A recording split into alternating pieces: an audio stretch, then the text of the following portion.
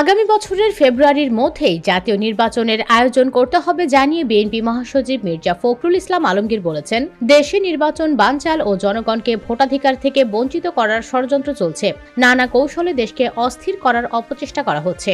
সোমবার 14 জুলাই সারা দেশে আইন শৃঙ্খলা পরিস্থিতির অবনতির প্রতিবাদে রাজধানীতে বিএনপি আয়োজিত বিক্ষোভ মিছিলে তিনি একথা বলেন।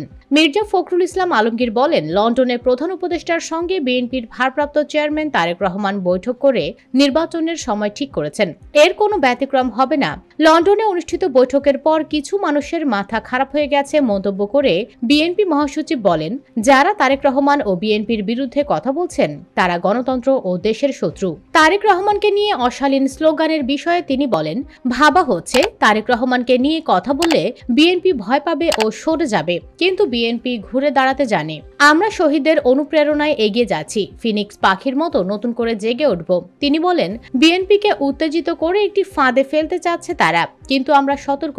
জনগণকে সঙ্গে নিয়ে আমরা ফ্যাসিবাদী শক্তিকে রুখে দিয়েছি, ভবিষ্যতেও প্রতিরোধ গড়ে তুলব।